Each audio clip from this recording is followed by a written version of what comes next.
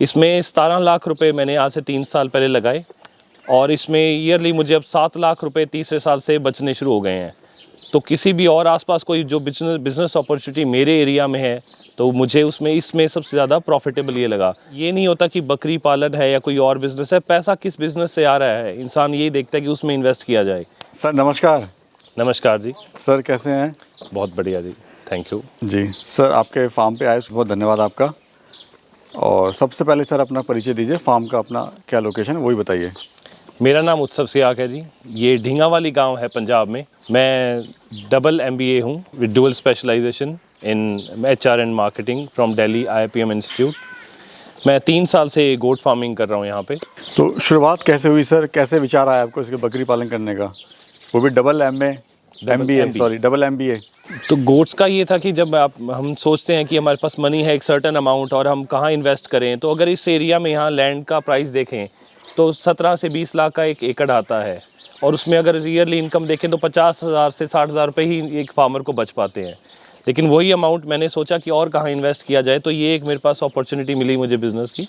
इसमें 17 लाख रुपये मैंने आज से 3 साल पहले लगाए और इसमें ईयरली मुझे अब 7 लाख रुपये तीसरे साल से बचने शुरू हो गए हैं।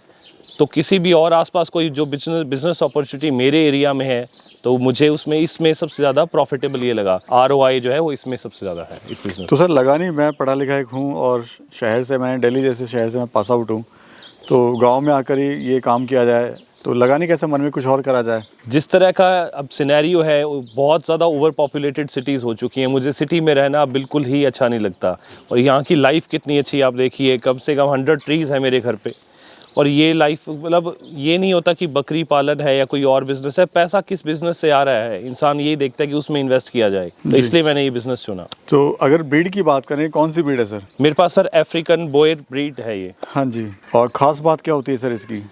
अफ्रीकन गोट्स की सबसे इनकी मेजर जो कैरेक्टरिस्टिक्स है उसमें ये है कि इनका ये सबसे ज़्यादा जल्दी वेट गेन करने वाली ब्रीड है। ये वर्ल्ड की मोस्ट डिजीज़ रेजिस्टेंट ब्रीड है और यहाँ के टेम्परेचर में ये और जो नॉर्मल लोकल ब्रीड्स हैं उनसे भी ज़्यादा ये यहाँ पे इनको सूट करता है यहाँ का टेम्परेचर। इनका जो मेल है वो 1.5 क्विंटल तक इजीली पहुँच जाता है, जबकि लोकल ब्रीड्स हैं वो 70-80 kg 100 इससे के आसपास होवर करती हैं और जो फीमेल्स हैं वो 70-80 kg नॉर्मल वेट रहता है उनका। सर फार्म आपका देखना चाहेंगे जी। किस किस तरह से बनाया हुआ है आपने, क्या क्या सेगमेंट है यहाँ पर? ये 3 सेक्शंस में बनाया हुआ है जी, मैंने डिवाइड किया हुआ है इसको। हाँ जी। यहाँ पे जो जिन गोट्स के मेटिंग के लिए रेडी हैं, क्रॉस कराने के लिए, वो यहाँ पे हैं। इनके बेबीज़, ये 15 kg का बेबी है, ये हैं। ये 1-2 दिन में अभी सेल हो जाएंगे। हाँ जी। ये बायबैक कॉन्ट्रैक्ट में है ये, तो ये वापस वो खरीद लेगी कंपनी। उधर है जो गोट्स लास्ट सेक्शन में, वो छोटे बेबीज़ हैं जिनके साथ, वो अभी 2 मंथ्स के बाद वो बेबी सेल होंगे।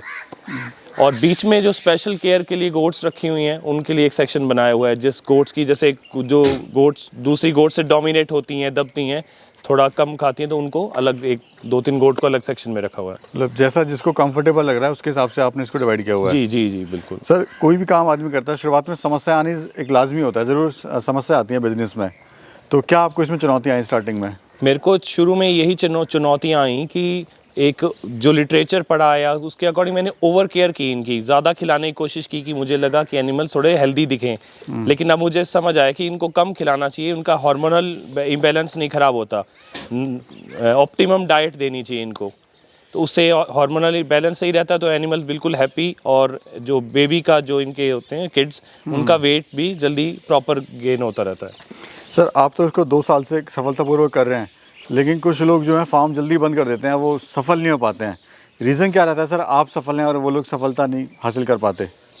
पेशेंस सर, सबसे पहला तो है कि पेशेंस। अब मैं 3 इयर्स मुझे डाउन द लाइन मुझे काम करते हुए अब मेरे को ईयरली 7 to 8 लाख रुपीज़ बच रहे हैं। लेकिन पहले ही ईयर मुझे समझना था कि कॉस्ट जो है ऑप्टिमम को, इनको हेल्थ इनकी मेंटेन करने के लिए कितना कॉस्ट लगाना होगा, कितने इनकी मेडिसिन और चीज़ों पे ध्यान देना होगा। और फर्स्ट ईयर जो है गोट है वो उसका जो है टमी या उसका छोटा होता है, तो एक ही बेबी लाती है। बाद में ये 2-3 बेबीज़ आते हैं, तो 3rd ईयर में ही जाके मैं प्लस में पहुंचा हूँ।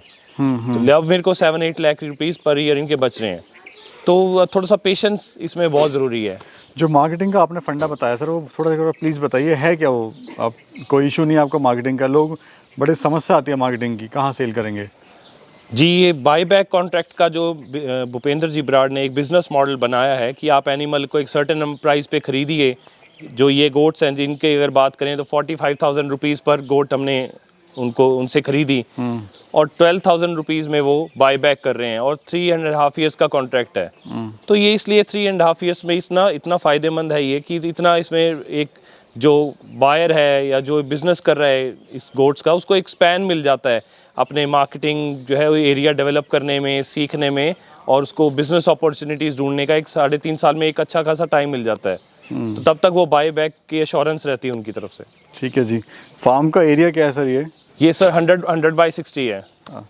और स्टार्टअप जो हुआ था, आप कितने एनिमल से आपने स्टार्ट किया था? सर मैंने 42 एनिमल से स्टार्ट किया था। 40+2 इसको मॉडल को कहेंगे। 40 female goats and 2 male goats. और खर्चा क्या आया था सर? 17 लाख से। और अभी कितने हैं टोटल एनिमल? अभी सर मैंने 42 जो मेरा स्टार्टिंग एनिमल्स थे वो हैं, लेकिन उसके बाद मैंने 180 एनिमल्स उनको वापस सेल कर दिए अब तक। इसमें सर देखा गया है जो बीमारियां वो काफ़ी आती हैं बकरी पालन में।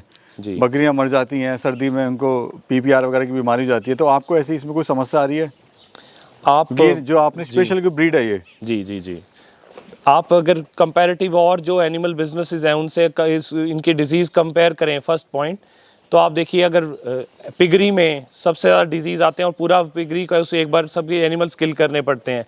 पोल्ट्री में आपने ऐसे डिजीज़ सुने होंगे कि ऐसा डिजीज़ आया और पूरी पोल्ट्री के सभी एनिमल्स उनको किल करना पड़ा, लेकिन कभी आपने गोट्स में ऐसा नहीं सुना होगा कि डिजीज़ आया और गोट्स को किल करना पड़े। ऐसी कभी मतलब बहुत ही डिजीज़ रेजिस्टेंट गोट्स वैसे ही होती हैं, इनमें कभी इस तरह की डिजीज़ इतने आते ही नहीं कि आपको मास जो है उनकी किलिंग करनी पड़े।